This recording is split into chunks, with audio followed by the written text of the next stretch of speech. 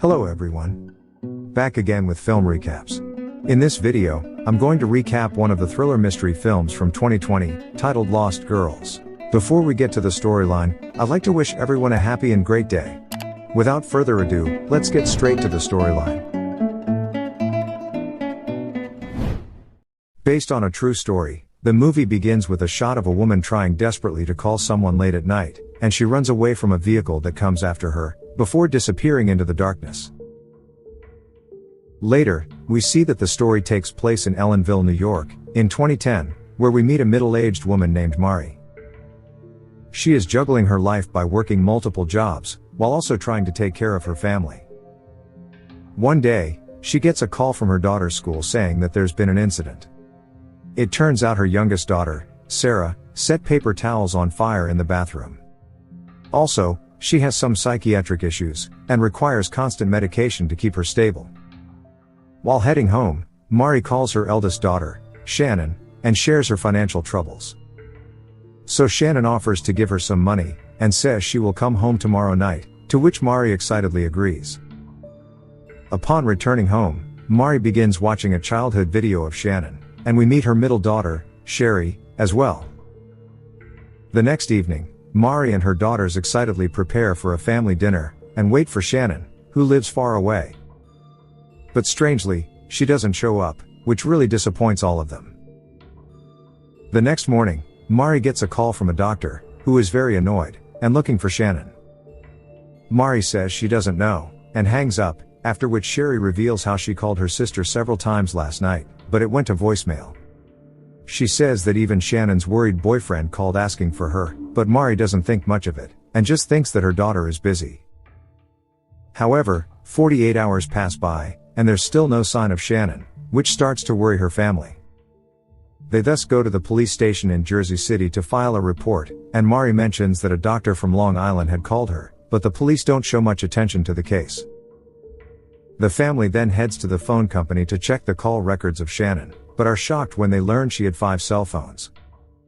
Next, they go to meet Shannon's boyfriend, Alex, who reveals that she went to Long Island to work, and never came back. He says that they must question her driver, who was the one supposed to pick her up after work. The family accuses Alex of hurting Shannon, as he has been physically abusive to her in the past. But he claims that he was always there for her, unlike her family, who just enjoy the gifts and money, not knowing where it comes from. Sometime later, the family arrives at a shady bar, where Mari meets the driver, Michael, and questions him about her daughter. He reveals that Shannon went to an area called Oak Beach to meet a client, but all of a sudden, she was acting hysterical and blabbering gibberish. It turns out she ran down the road, pounding on the doors of any house with lights on. He claims that he tried to help her, but she wouldn't let him, so he left her alone and drove away. The next day, a frustrated Mari arrives at the Long Island police station to file another report. The officer, Bostick, wonders if she lives in Ellenville, and her daughter lives in Jersey City. What is she doing here? Mari thus explains that she checked her daughter's phone records, and they were full of calls from this area. It turns out Shannon's last call was to 911, so they hear the recording, where she was begging for help and scared, while Michael was trying to get her in her car. The police arrived almost an hour after the call, but the girl was not there, and only her jacket was found on the floor. Officer Bostick says that the neighbors reported that she was high on drugs, but Mari insists her daughter doesn't take drugs. It is also revealed that Shannon used to work as a prostitute, so the officer states that these kinds of girls run away all the time and return later. However, Mari disagrees, and blames the police for arriving an hour late to help Shannon, who was clearly in distress and danger. The scene then cuts to a few days later, where a police officer arrives near Oak Beach, and lets out his dog to relieve itself. However, the dog soon picks up an unusual scent, and begins barking, which alerts the officer. Knowing there is a missing person, the police force immediately begins scouting the woods. The lead investigator, Commissioner Richard Dormer, shockingly learns that they have found 4 skeletons in the woods wrapped in burlap. The following day, Mari is also summoned to the station, so she heads there with her daughters. But Dormer informs Mari that none of the dead bodies was Shannon, which brings her some relief. He assures her that he will look for her everywhere, and ask about the men in her daughter's life. And so, Mari tells him she knows Shannon's boyfriend, Alex, her driver Michael, and a doctor who called her.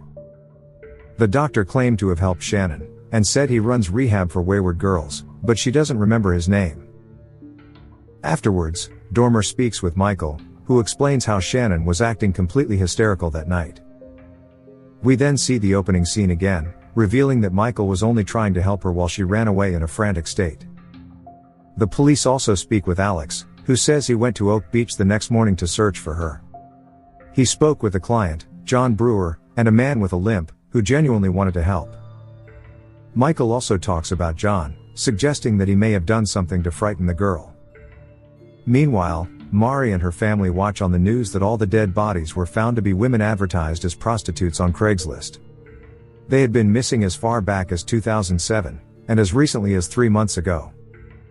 Her daughters then inform Mari that the victims' families have invited them to a vigil, but Mari refuses because Shannon is not dead. She also tries to reach Dormer multiple times, but he completely ignores her calls. Later, Mari watches on the news that the police have interrogated the client, John, but cleared him after a polygraph test. Mari is frustrated by the police's incompetence, and the fact that the news is constantly focused solely on Shannon and the other girl's profession. But she refuses to stay idle and prints out a bunch of missing person flyers for her daughter. She then arrives at the station, where she posts the flyers on the board, and confronts Dormer for ignoring her calls and messages. After screaming at him, she returns home and tells Sherry that she will attend the vigil, but wants to meet the other families first. The next day, Mari and the other victims' families meet at a restaurant, where they introduce themselves and share their stories.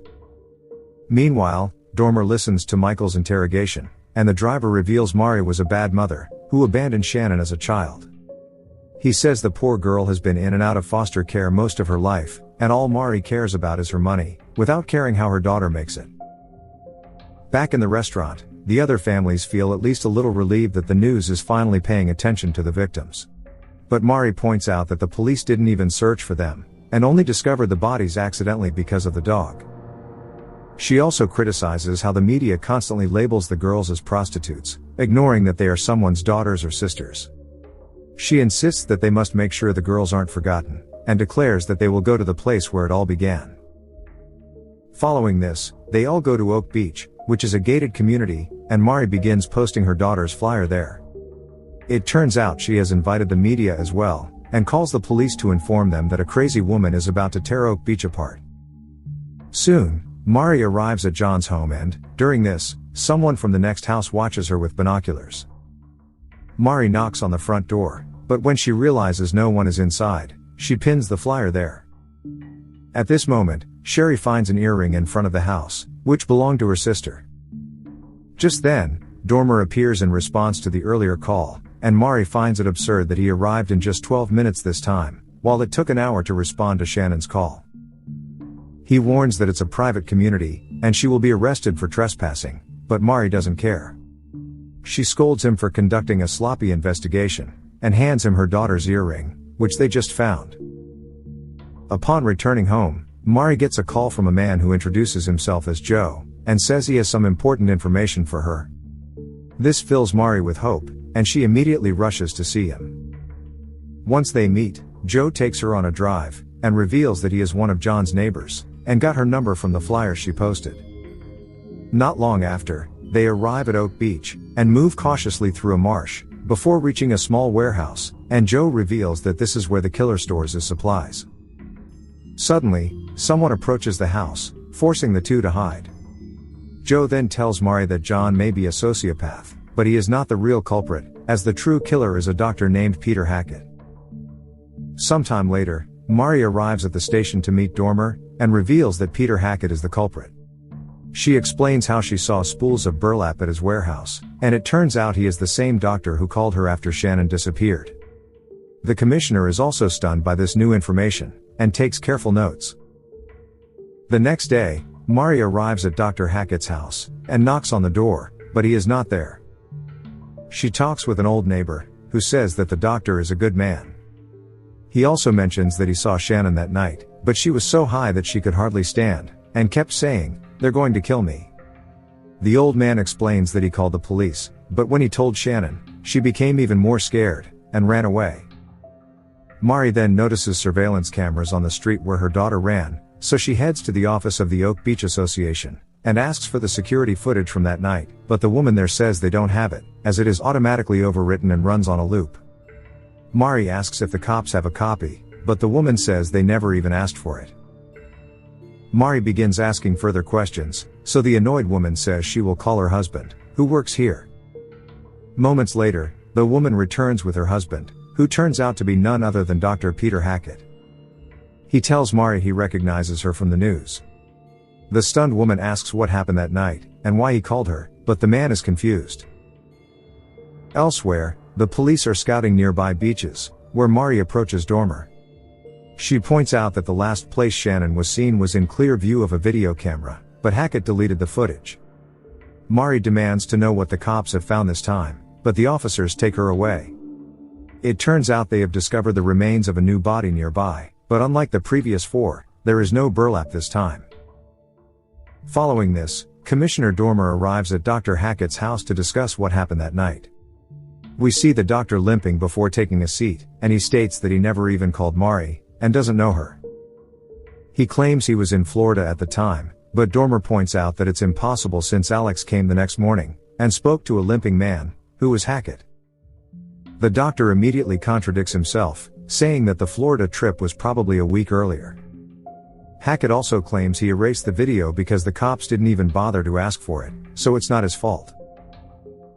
The next day, Mari meets with Joe, and wonders if Shannon is dead, why she wasn't found with the other girls. Joe suggests that maybe the attack didn't go as planned, since too many people saw her, and the cops were called. He explains that Hackett claims to run a rehab for wayward girls, which is just a code for graveyard. Joe strongly believes that Shannon is buried in the marsh behind Hackett's home, as it is the one place the cops haven't searched. The next day, Dormer is informed by Bostic that another dismembered body has been found in the same area. Forensics reveal it matches a pair of severed legs discovered in a plastic bag back in 1996. Dormer is stunned to learn that someone has been dumping bodies in that location for 15 years. He examines Shannon's medical records for clues, but Bostic dismisses them as a waste of time, insisting that nobody would spend this much effort searching for a missing hooker. Elsewhere, Mari and the others are getting ready for the vigil, but they are shocked to see Dormer giving a press conference. He says that Shannon doesn't match the profile of the other dead girls, so she doesn't appear to be a victim of the serial killer. He concludes that, until further evidence shows up, Shannon won't be considered part of this larger case. Not long after, Dormer arrives to see Mari, and she angrily confronts him about his earlier statement. He clarifies that he just works on the evidence, and brings up Shannon's childhood. Mari then reveals how the girl used to stick her finger down his throat, until she vomited blood, and once ran naked in the middle of the snow and almost died. Mari explains that she used to work multiple jobs just to support the family, so she couldn't take care of her anymore, and had to place her in foster care. Upon hearing this, Dormer assures her it's not her fault, and she did her best, while Sherry overhears the entire conversation. Later, Sherry confronts her mother for giving her sister away after lying to them about the state forcefully taking her. Mari explains that she did everything in her power to help Shannon, but she was bipolar. Mari couldn't afford her medications, and couldn't bear to watch their severe side effects. However, Sherry argues that all her sister wanted was her mother's love, which she never received. She points out that Mari is doing the same thing with her other daughters, who are also craving her affection. In the next scene, all the victims' families gather for the vigil, and afterward, Mari collapses in tears. She says her farewells to the other families, after which she and her daughters return home. At this point, Mari has begun to accept that Shannon is gone, so she decides to focus on her remaining daughters to give them the love they deserve. The scene then cuts to a year later, where Mari is seen living peacefully with her daughters. One day, she gets a call from Joe, who reveals that Dr. Hackett has put his house up for sale. He's planning to leave and disappear, so Joe advises her to talk to him, as it could be her last chance.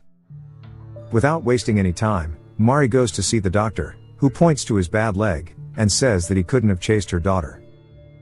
Here, a nervous Mari looks around, and notices several tools and gloves, which makes her suspicious. The old man claims his specialty is helping people, and calls Mari a real hero for how much she has been fighting for Shannon. Next, Mari goes to meet Dormer, who is about to retire.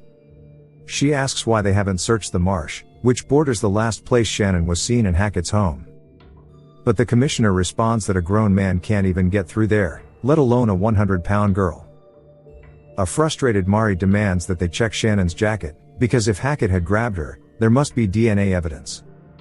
But Dormer shockingly reveals that when they found the jacket, Shannon wasn't considered missing, so it got lost.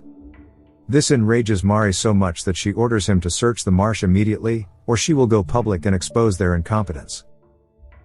The scene then cuts to a few days later, where Mari notices that the cops are finally taking action, and draining the marsh to look for Shannon. It turns out that during last year's search, 10 sets of remains were found, but half of them are still unidentified. Eventually, after an intensive search, the cops finally find Shannon's remains along with her ID. This devastates her poor mother, as it confirms that all hope of her daughter returning alive is gone. The next morning, Mari and Sherry go to see Shannon's remains, and the old woman whispers to her daughter that she's taking her home. Later, we see that the other victims' families are also in town, supporting and comforting Mari. She then goes on the media, and demands accountability from the police for failing to protect those girls. She points out how they arrived an hour late to an emergency call, and didn't even take the disappearances and killings seriously.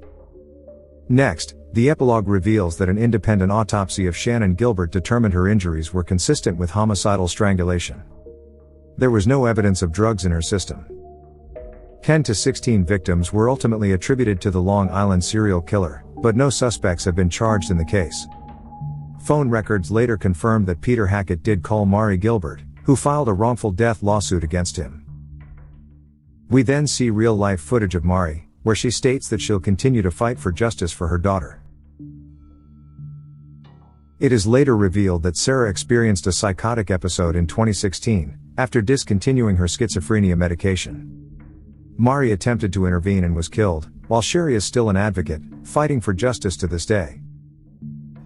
Okay guys, thanks for watching. See you again in the next video.